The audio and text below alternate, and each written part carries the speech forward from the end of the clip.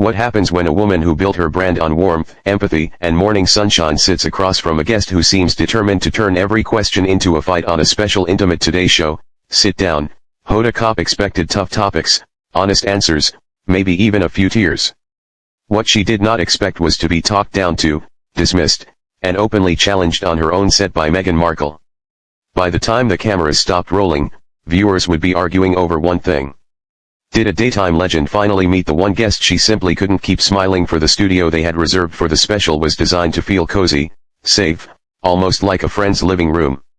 Soft armchairs faced each other over a low round table with a deep blue tray in the center catching reflections from the warm overhead lights. Behind them, pale wood shelves held neatly arranged vases, framed line art, and a couple of plants trailing down like green waterfalls.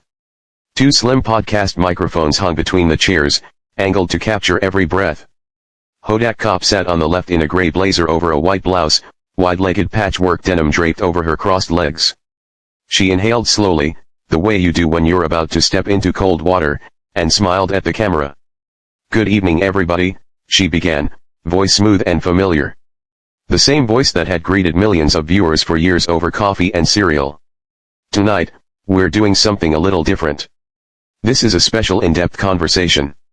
No studio audience, no panel, just a one-on-one." Her eyes turned toward the woman sitting opposite her. "Joining me is Meghan, Duchess of Sussex, actress, mother, advocate, and someone whose story has sparked conversation all over the world." Meghan sat straight in her cream-cold armchair, wearing a black turtleneck and tailored ivory trousers, her dark hair falling in glossy waves over one shoulder. She didn't smile for the camera, she smirked just slightly, just enough that it looked more like a challenge than a greeting. "Hi," she said with a little nod.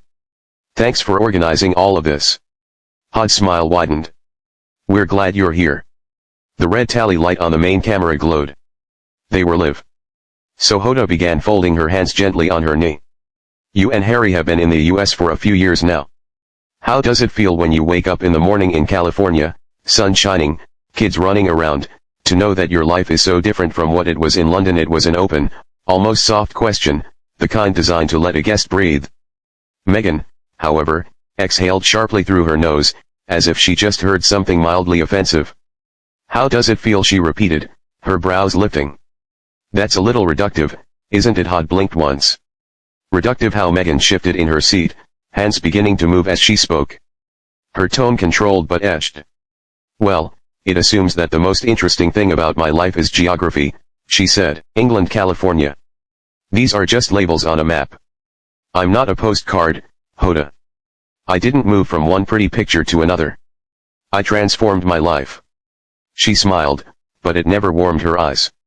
"I think people obsess over how does it feel because it's easier than actually understanding why someone would walk away from a broken system." The corners of Hoda's smile faltered barely. "I hear you," she said calmly.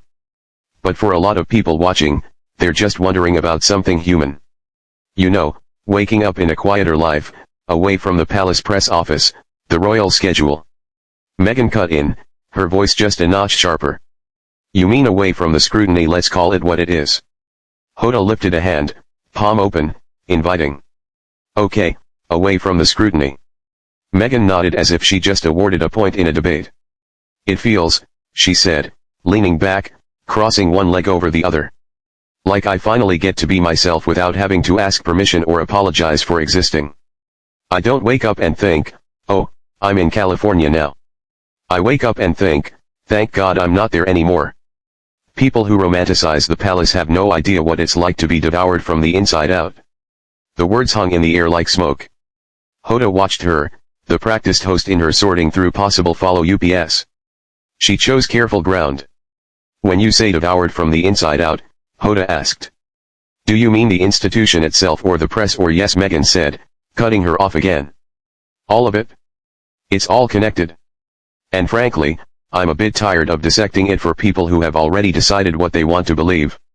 For the first time, Hoda's eyes flashed, only for a split second, but it was there. She tucked a strand of hair behind her ear and nodded slowly. "Still," she said gently, "you agreed to sit down with us tonight, so there are people out there who are going to hang on your words. You're not obligated, but you are choosing to share." Meghan's lips curved. I'm sharing on my terms, she replied. Not on the palaces, not on the tabloids, and certainly not on breakfast televisions. The phrase hung there, breakfast television. The tone made it sound like an insult. Hoda held her gaze. The cameras caught the slightest narrowing of her eyes before she softened again. All right, she said with a small laugh that almost covered the sting. Let's talk about those terms. She adjusted the microphone slightly, buying herself a breath. When you did that first big interview after stepping back from royal duties, Hoda continued, you spoke about feeling unheard, unsupported, even at times unsafe. Looking back now with some distance, is there anything you wish you'd said differently? The question was reasonable, even generous. But Meghan's expression cooled.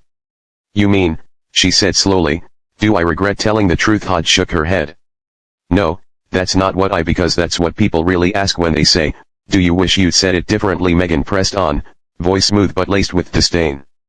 They're asking whether I would have been quieter, softer, more palatable.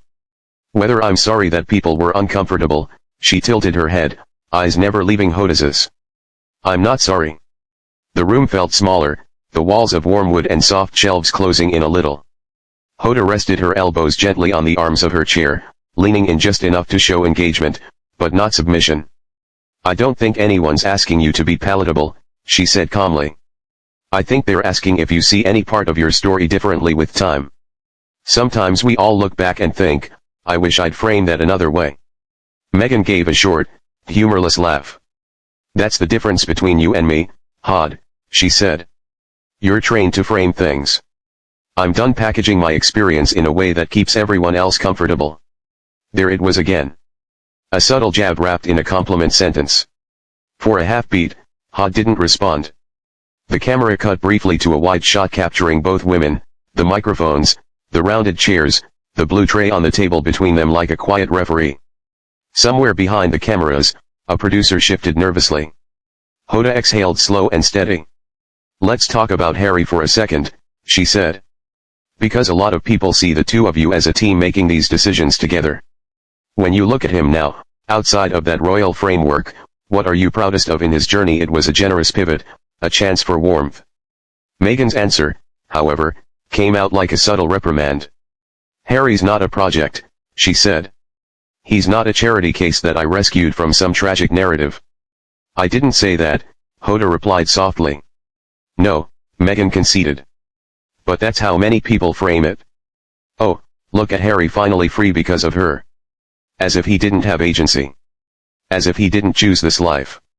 Her gaze sharpened. He chose me and he chose our family. And frankly, I think people underestimate him when they cling to the idea that he was somehow dragged into a better life. Hoda nodded. So, what are you proudest of? Meghan hesitated, then shrugged lightly. That he walked away, she said. That he stopped living for people who only ever wanted to control him.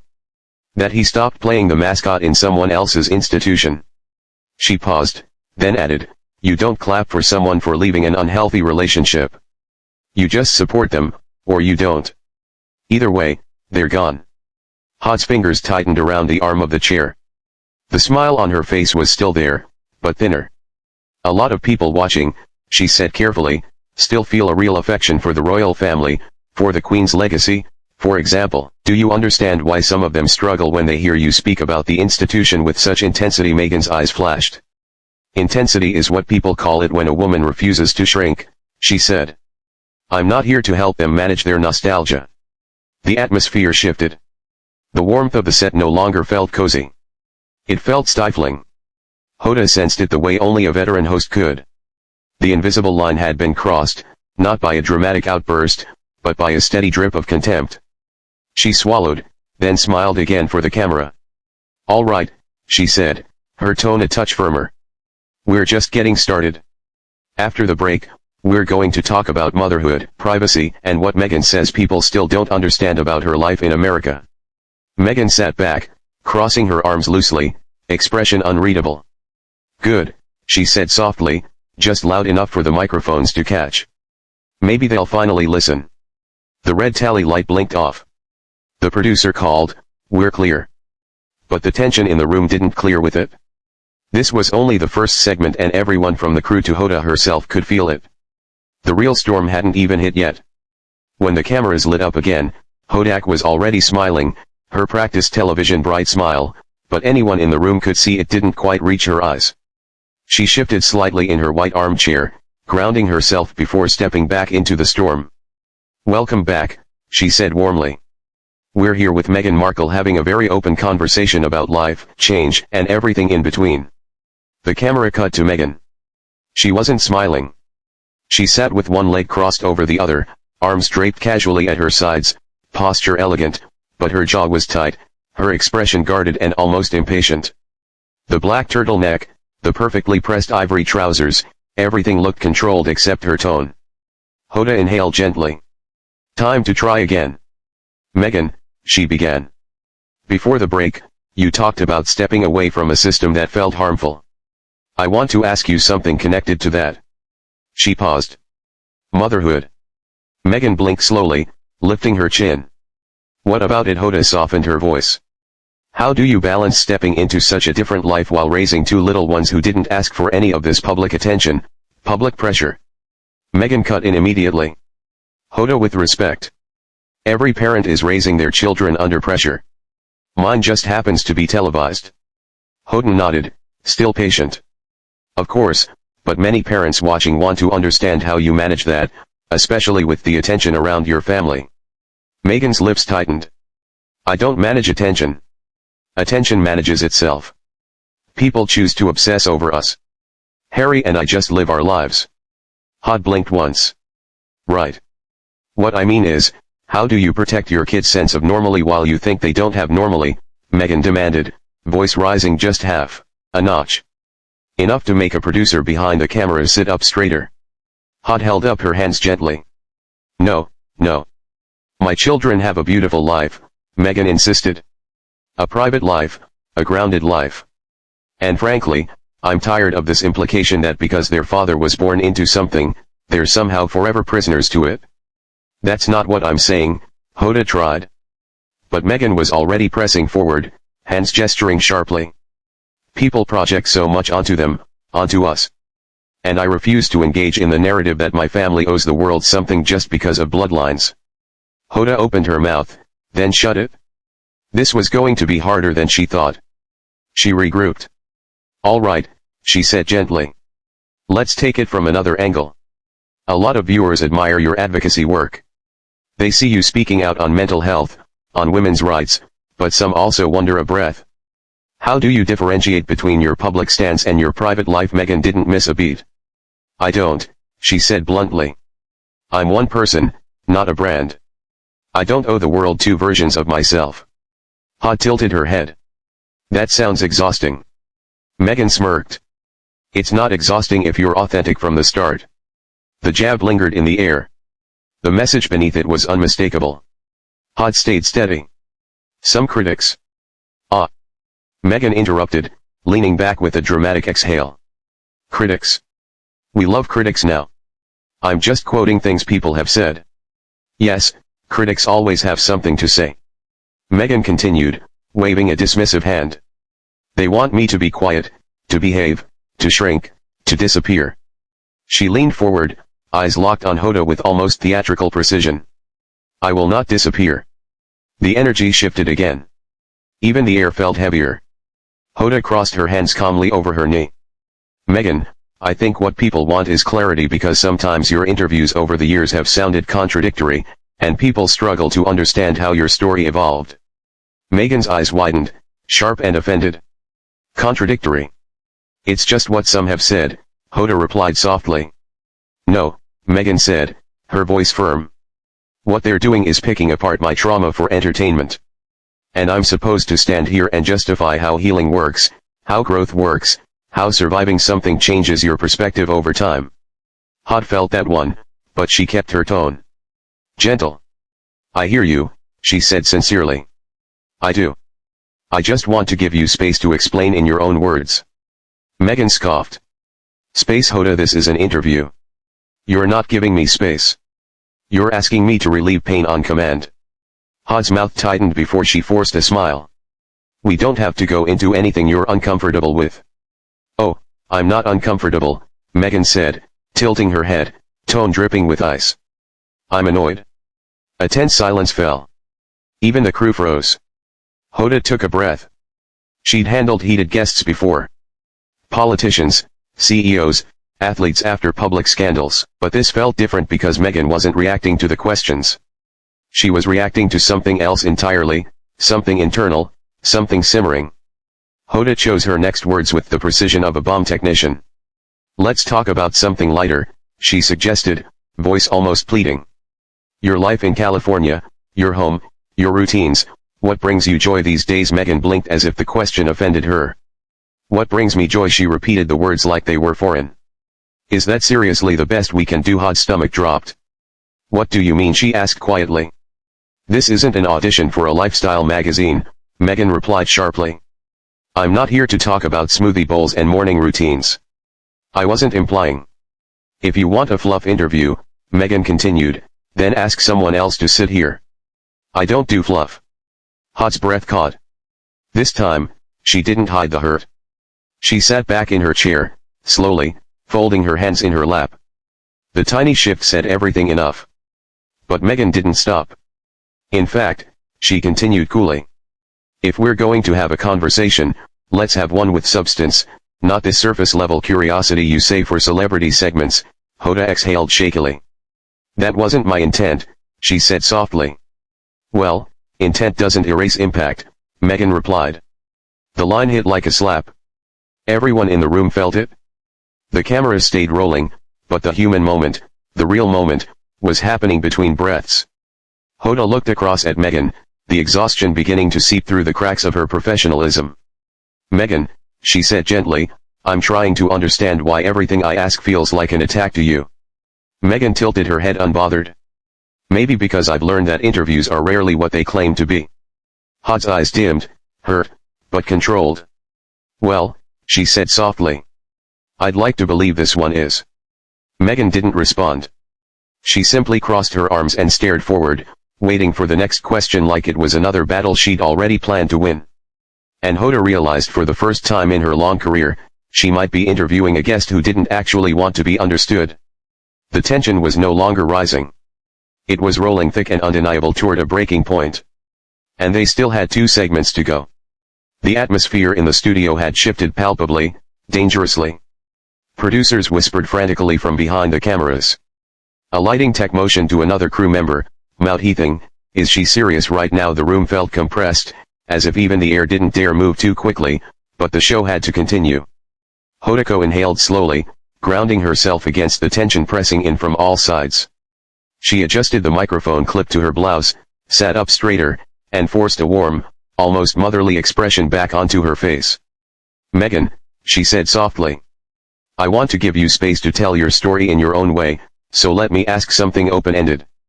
Meghan didn't blink. Go ahead. Hoda nodded gently. What do you feel the world misunderstands most about you? Meghan tilted her head back slightly, eyes narrowing in thought. Or annoyance, it was hard to tell. When she finally answered, her voice was confident, almost rehearsed. People misunderstand everything about me, she said. My choices, my voice, my marriage, my motherhood, my purpose. She waved a hand dismissively. They create a version of me that's easier to criticize. Hoda nodded empathetically. That sounds painful. It's not painful, Meghan replied quickly, almost snapping. It's predictable. Her tone made Hoda flinch just slightly, but she kept her posture composed. All right, she continued, still gentle. Let's talk about your marriage to Prince Harry. How would you say the 2 of you support each other through the pressure and scrutiny? Meghan's lips curled, but it wasn't a smile. It was almost a warning. People are obsessed with our marriage, she said. They treat us like characters in a show rather than human beings. And honestly, I'm tired of having to explain our reality to people who have no interest in understanding it. I understand that, Hoda said softly.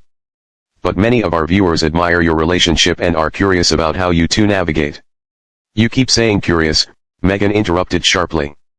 Curiosity isn't an excuse to pry. Hoda blinked. I didn't mean it as prying. You did, Meghan insisted. You just packaged it with a smile. A rustle of discomfort rippled through the crew. Hoda's face fell only for a moment, but she caught herself quickly and straightened. "Let's move on," she said gently, voice tight with control. "Could you share what life in California has offered you, what feels different or freeing for you there?" Meghan sighed dramatically. "Hoda, California isn't a metaphor for healing or rebirth. It's just a place. We live there. The sun shines. Harry likes the outdoors. The kids laugh. I don't need to romanticize it for morning television." Hoda blinked again, trying to recalibrate.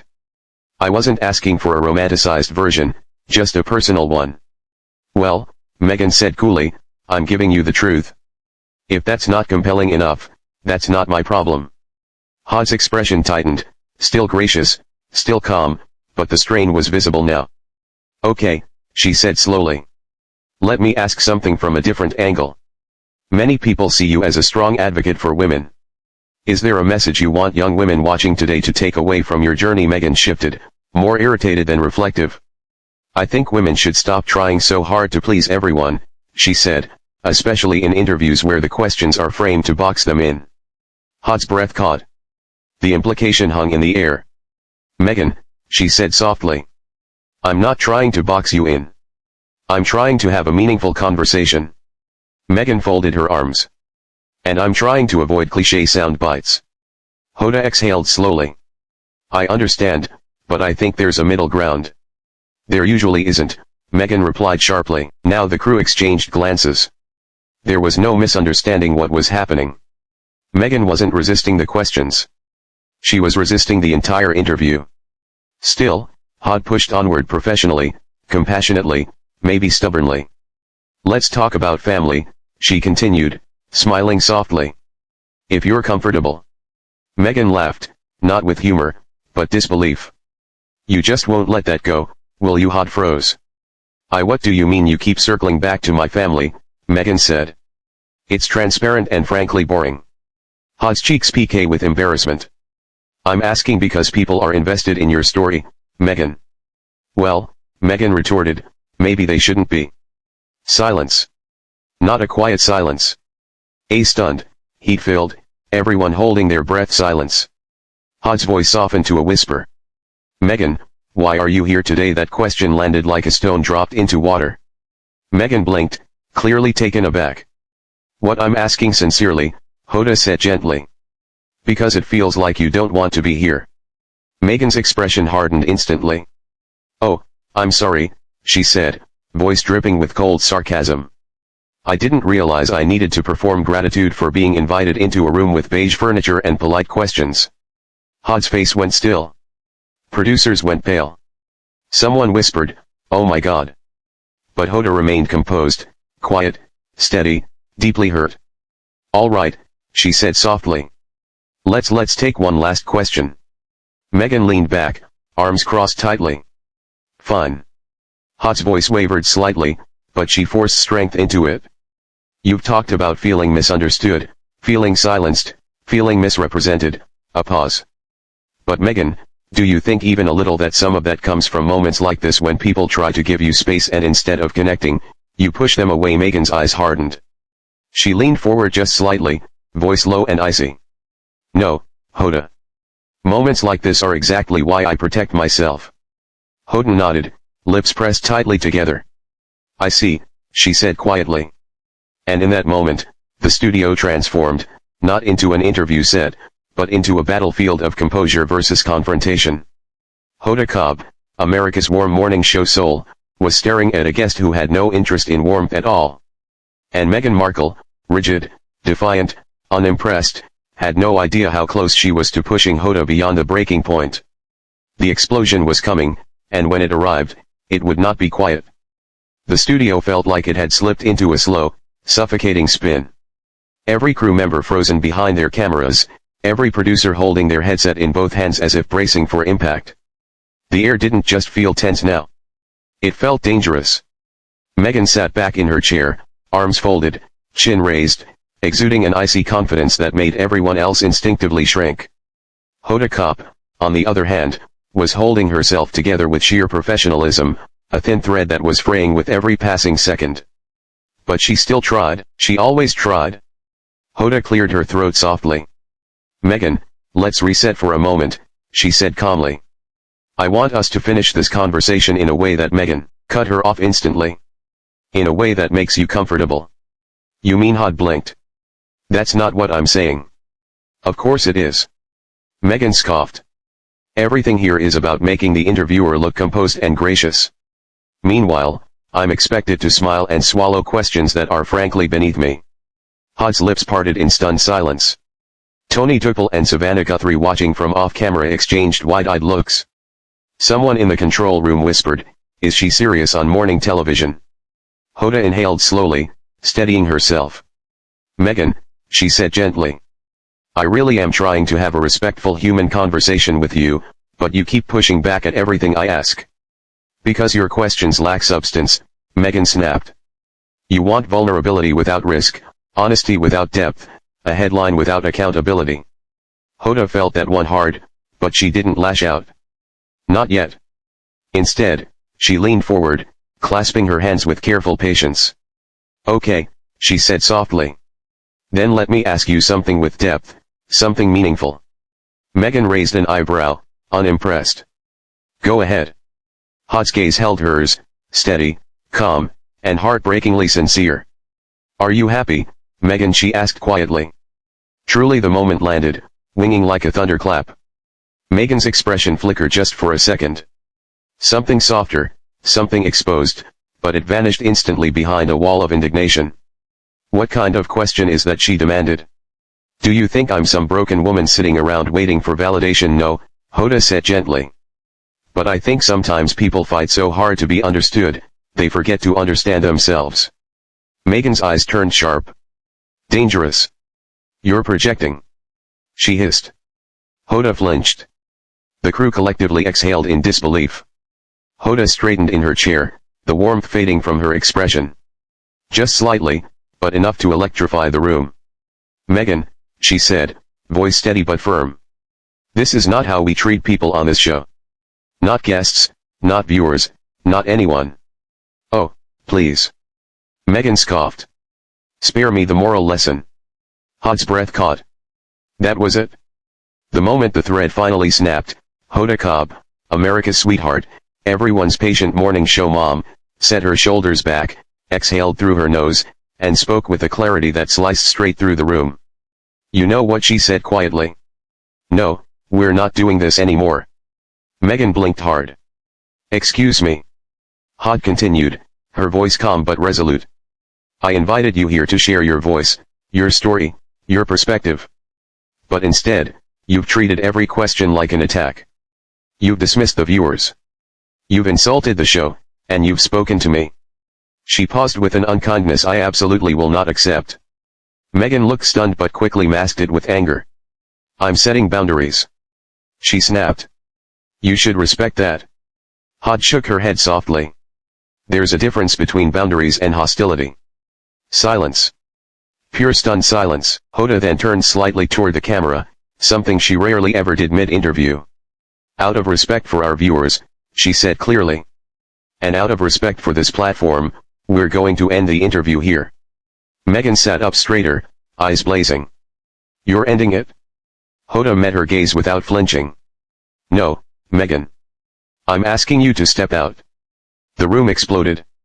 Not with sound, but with a collective shift of energy so powerful it felt physical. Meghan's jaw dropped. "You're kicking me off your show?" she demanded. Hoda didn't raise her voice, not once. "Yes," she said softly. "Because kindness matters, respect matters, and this isn't that." Meghan pushed back from her chair, visibly shaking with anger. "This is unbelievable," she muttered, grabbing her bag. "You know what? This interview was a mistake." Hoda didn't respond. She simply nodded once, dignified and heartbreakingly composed as Meghan Markle stormed out of the Today Show studio, heels striking the floor in sharp, furious beats. The cameras cut instantly. The crew exhaled in shock. Hoda lowered her head for a moment, just a moment, gathering herself. Then she looked up, eyes steady. To the audience watching at home, she offered 3 quiet words. "We'll be back." Fade out. What do you think? Was Hoda right to end the interview, or did things go too far? If you enjoyed this dramatic breakdown, don't forget to like, subscribe, and turn on notifications so you never miss the next unbelievable moment we bring to